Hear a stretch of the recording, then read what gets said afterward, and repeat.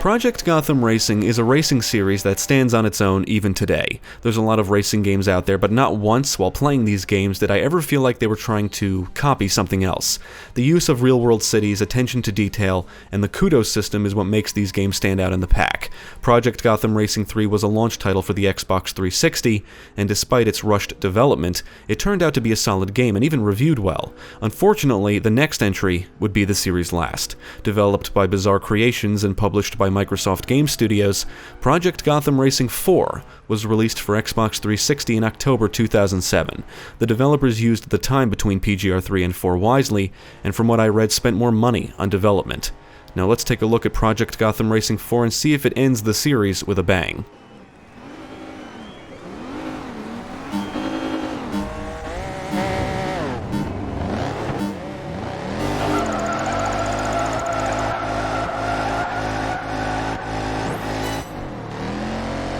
One thing I like about the Project Gotham Racing series is that each game does something different. Instead of just re-releasing the same game over and over again, the developers have always changed things or tried something new, whether it's how you unlock vehicles or how you progress or changes to event types. Something is usually different, but also familiar. Project Gotham Racing 4 is no exception. The gameplay will feel familiar yet fresh, because of changes and new content. You want to drive fast but also carefully and with style, so you can accumulate kudos. That hasn't changed. That's what defines the series. But with the addition of new vehicles and now motorcycles, a new career mode, new event types, new weather system, and new cities to race in, it feels like a brand new experience.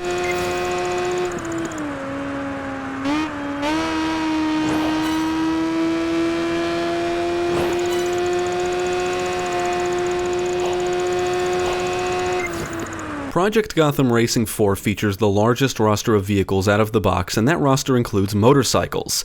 All vehicles are split up into different classes and have different stats in acceleration, braking, grip, drifting, and top speed.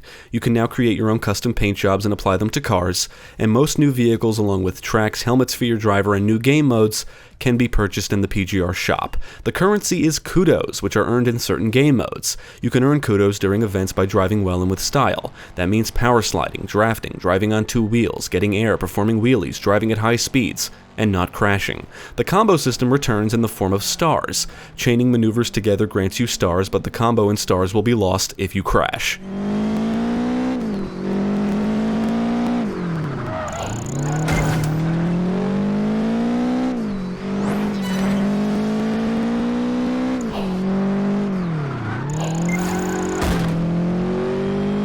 Project Gotham Racing 4 features several single-player and multiplayer game modes. I wasn't able to get any online games going, but luckily the single-player gives you plenty of things to do. Plus, multiplayer also supports split-screen and system link. You can move up the ranks in the Gotham Career mode, win medals in the arcade mode, set record times in the time attack mode, and set up custom matches. When setting up a custom match, you can select the city, event type, enable teams, and configure different options. You can even set the difficulty for each individual AI opponent.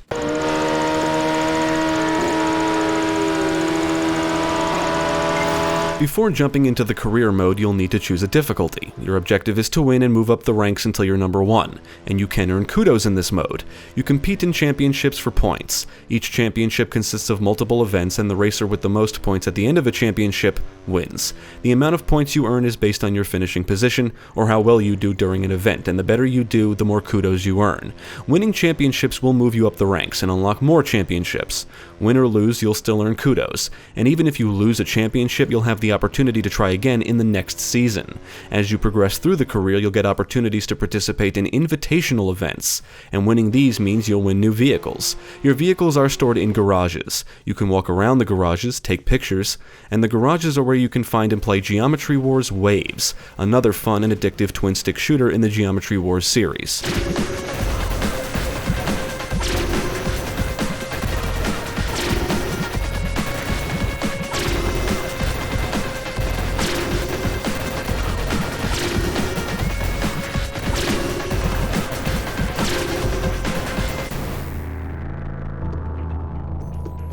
Now, the arcade mode is traditional Project Gotham Racing stuff. Veterans of this series should know exactly what to expect when jumping into this mode.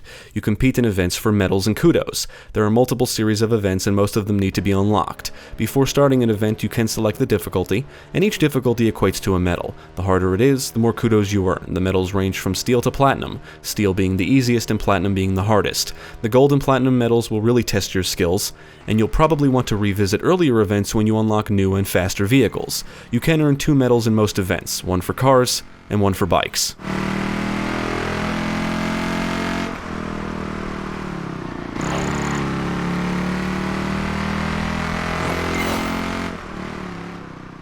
Most event types from the previous games return, and some have been altered. The event type previously known as Cone Challenge is absent in favor of 3 new Cone event types: Cone Sprint, Super Cone Sprint, and Cone Attack.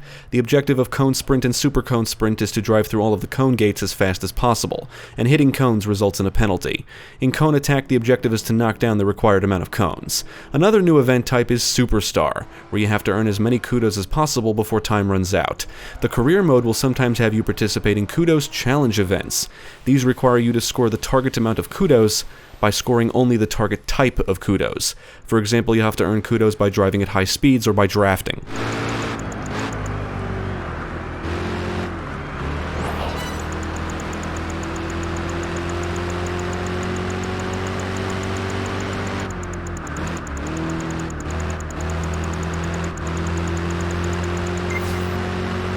Much like the jump from PGR to PGR2, the jump from PGR3 to PGR4 is big. As you may or may not know, the developers admitted they rushed PGR3 out the door, which resulted in some issues including unbalanced gameplay in the later events, among some other things. I'm happy to say that most of the issues I had with that game have been resolved in PGR4. The difficulty is consistent throughout, and the vehicle you choose and how well you drive is more important on higher difficulties. The series or championship will determine what class of vehicles you can pick from, and as expected, you will have to work to earn those gold and platinum medals. Opponents drive better on higher difficulties, and if you don't have the right vehicle or are crashing into everything, they will pass you, and they will gain a big lead. In general, cars and bikes do handle differently, and you might do better with a car in one event and a bike in another. Earning all platinum medals will not only take practice, but also require track memorization, because one mistake can be all it takes to lose. You want to power slide around corners, brake only when necessary, and zoom around the tracks as fast as you can.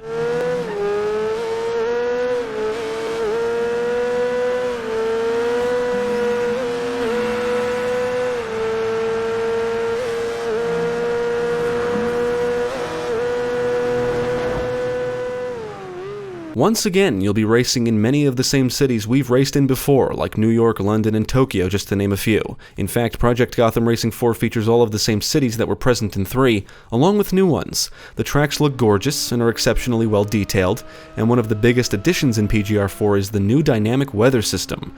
The weather can change during a race. You'll race in rainstorms, fog, snow, and the weather will affect the road, which in turn will affect your vehicle. If you're not careful, puddles and patches of ice can mess you up, and racing on snowy roads will result in tires kicking up snow, which can make it harder to see. You'll still race at different times of day and in different directions, and each city has its own set of tracks or routes. Unfortunately, the route creator that was present in 3 was not carried over into 4.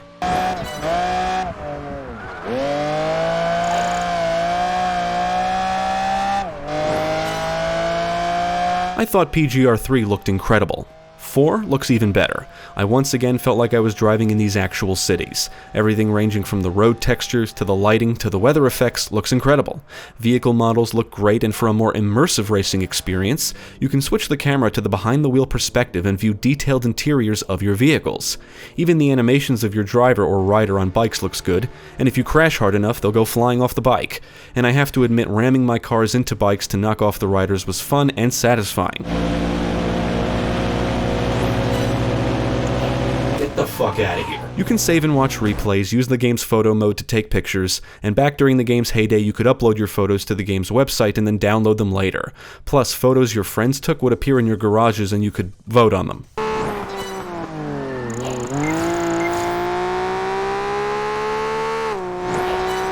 PGR4 showcases some of the best-looking urban environments I've seen in a racing game. The developers have always used real-world locations in this franchise, and that includes Metropolis Street Racer, and it has always added to the atmosphere and immersion. These games do a great job at making you feel like you're driving in real locations, because you basically are.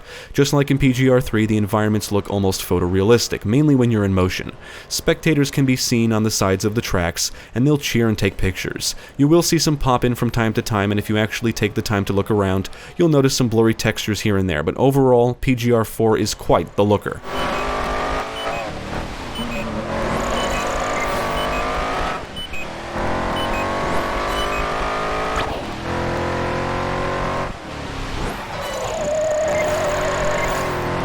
The soundtrack consists of licensed music including classical and jazz, which I thought was pretty cool, and you can configure what you want to hear during races. Just like in PGR3, vehicle engines sound incredible, as do the sounds heard during bumps and crashes. As for the performance, the frame rate would dip whenever there was vehicles clustered together along with weather effects. It would also dip on small portions of certain tracks, which I think was the result of detailed environments combined with the motion blur effect. Luckily, the dips were not frequent. Other than that, I can't say I encountered any technical problems that hindered the experience.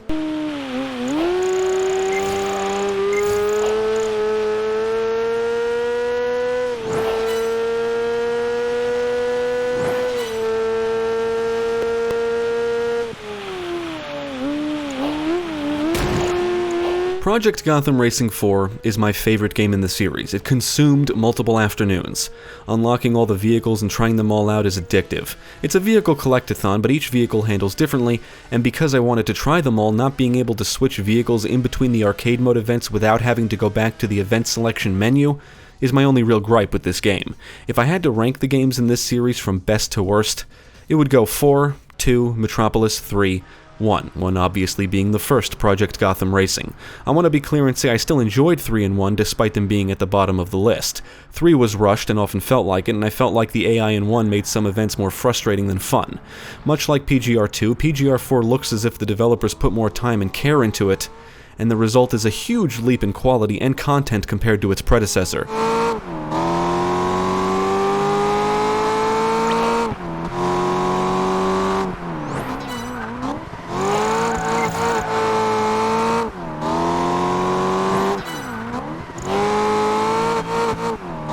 I would absolutely recommend Project Gotham Racing 4 to anyone. As of this review, this is the final PGR game, which is a shame because I've really come to enjoy this series. After this, the developers went on to create Blur and 007 Bloodstone, and were then shut down. It's disappointing because the Kudo system is unique, and the blend of simulation and arcade-style driving makes for fun and addictive gameplay. Luckily, all these games still hold up, and Project Gotham Racing 4 turned out to be an excellent send-off. Definitely check it out.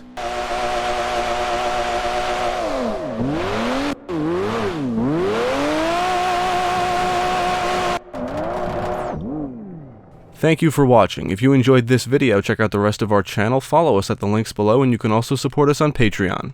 If you're interested in more gaming content, check out our friends over at Gamecast.